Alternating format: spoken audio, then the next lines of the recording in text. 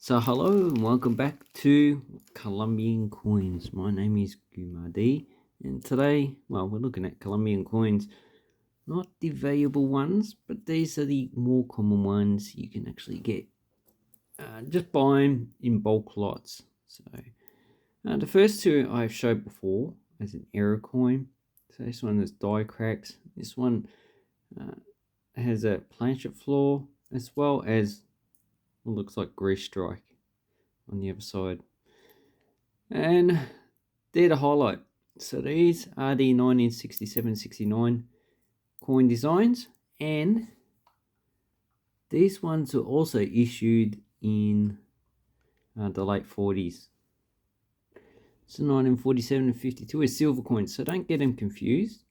These ones are nickel plated still, so they should be magnetic, and the dates are different. So the values of these coins are different, but because these are error coins, these should put a bit of a premium. And because they're a nicely designed coin, that would also give it a little bit of a premium. So the person, although they are not named, it is General Santander. So you can look up information on Wikipedia about who this person is. I'm not too familiar with him, so he's probably just a figure in the independence movement. So here we have the current series, and these were first issued in 2012 to replace the previous coins that were issued, which we'll have a quick look at before. But these ones are actually quite nicely designed. So you got a 50, 100, 200, 500, 1,000 pesos. So this one's nickel plated steel. This one is brass. Sorry, I mean brass plated steel. So that's makes the two coins a lot cheaper. Then we have the 200, which is a nickel brass. So it's probably mostly just brass. And the nickel would actually make it a bit lighter. So probably at least 15-20% nickel. Then we have the two bimetal coins. So the 500 pesos is aluminium bronze center with a nickel brass ring. And this one is just the opposite. So we've got a nickel brass center and an aluminium bronze ring. Oh, sorry, wrong. Aluminium bronze center, nickel brass ring. So that's nickel brass, that's aluminium bronze. But they're quite nice. So if we look at the reading first, we can see that they're all different. So the 100 and the 50 are plain. The 200 has lettering. The 500 has interrupted milling. And the 1000 has security reading. So that means reading, that's pretty much security reading. And if we look at the back, they have all different animals. And that has the name. So tortoise, green sea turtle probably, which is quite nice. Okay, just looked it up. There's a loggerhead turtle. And another thing is that all these coins are high mint, so you'll be struggling to find a coin with a mintage of less than 20 million. Most of them about 50 to 100 million, so these shouldn't be too hard to get. As a set, you can pick them up for about $5 or $10. An interesting thing about the 1000 is you have Mil, Bank Central Colombia. Turn it around, you got Mil. So that's a nice security feature, and sooner or later they'll make it so you can go up and down with these as well, as soon as the technology actually improves. So the other animals that are on these ones, on the 500, we have, okay, glass frog. So that seems like I want to look that up after I've made this video. It looks like it might be an actual dangerous animal. So it's good that they have creatures that are actually native to the actual country. And here we have a scarlet macaw. So, and we have the name in Spanish. Then on the 100, we have our first plant, which, this looks like a type of succulent. It is a Fralion plant. It's probably common in the Andes, so the higher Alps. Not the high Alps, the higher Andes, where it gets a bit cold. These probably grow. And then we have, I can't even read that, whatever. So that's where you go to Numistar, and there's a description of what it is. Okay, it's a spectacled bear. So this says Oros de Antiolas. And down below has a scientific name. So all these have a scientific name, which applies to every language, even those that don't use Latin script like Arabic and Chinese. So that's very interesting, quite nice. And they also have native indigenous designs going around where the actual value of the coin is. So get a set of those. They're actually not too expensive to get, one of the easier coins to get from Colombia. Okay, then we have the boring design issued between 1989 and 2012. So here we have the 5 pesos. These are all high mint. And then they just have the coat of arms. And these shouldn't be too hard to get the actual errors. So we've got 5 pesos, we've got 10 pesos, and then we've got the 20 pesos. So the interesting thing is that they got rid of the 5 and 10 pesos later on, but then they kept the 20 pesos in circulation for at least 10 years after. They've done that also with the 2 pesos, so they got rid of the 1 peso in 1981, but they kept this minting this coin to 1988. So let's see, 20 pesos. Then I've done it for 50, but I've got 2 100 pesos. And you can see that the font is different. So the 100 and the pesos is bigger on this one than this one, probably indicating different mints. And the coat of arms, pretty similar. Once again, lettering smaller on this one than that one. So different dates, 1994 and 2008. And also, you can see this one has the denomination. So 100 pesos. If we'd like to focus, 100 pesos. And we have milling. And then we have the 200 pesos.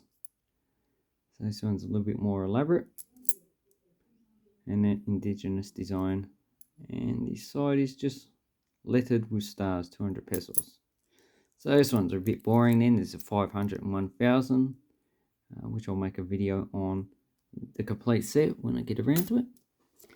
And then we get the earlier designs. So we have an interesting one, a 2 pesos. So this one's an error.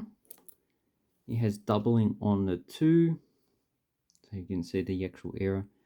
And also centavos is also doubled as well. So it's probably a re-engraved die. I would say that is. That's to maximize the life. So instead of it producing, 200,000 coins, it could probably produce 400,000 now. And this is dated 1959, and it's not really circulated. It's probably just an error coin. So that one, at the time, 1959, probably didn't have much value in it. That's 2 centavos. And we have the 10. So this one looks like it's a grease strike as well as having circulation damage. And it's steel, so it's starting to corrode. That's a 1971. Just the pattern on the actual coin indicates grease strike. Just it does give an indication of it being cast, but there's no point casting these coins, making fake ones. You're going to lose money in the long term. Okay, so here's another coin. I think this is Simon Bolivar, 1963. So this is a boring type. and it has the denomination written. And then later they issued the coins with just the denomination as a number.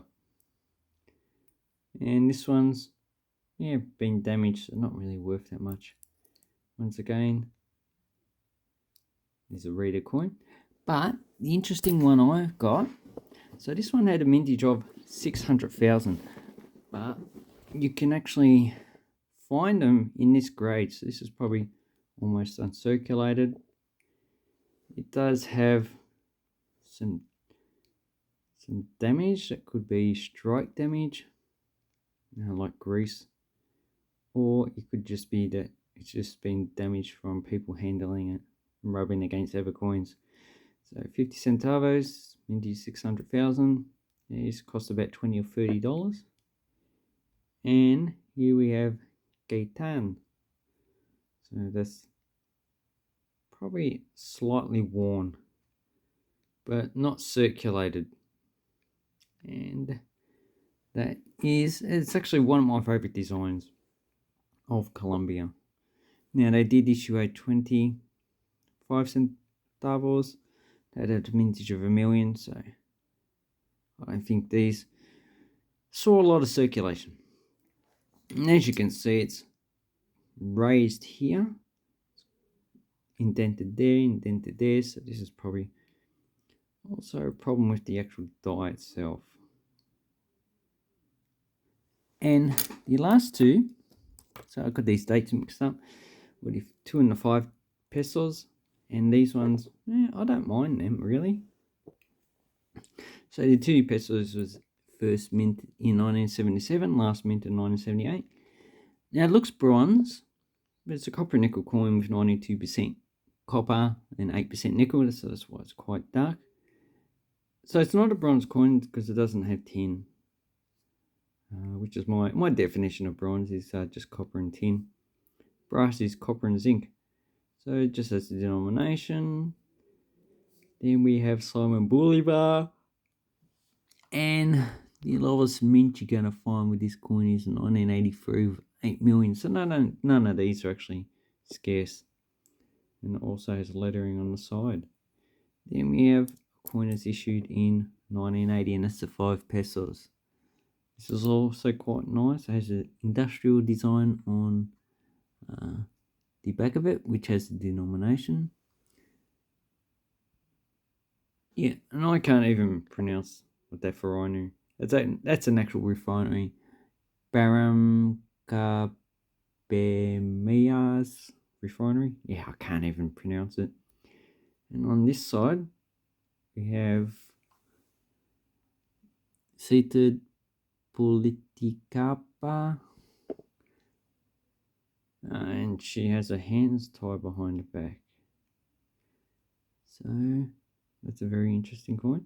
So this is the first year of issue, 1980. I actually quite like this coin. So the 2 and the 5 pesos of this time I quite like this. This had a mintage 146 million.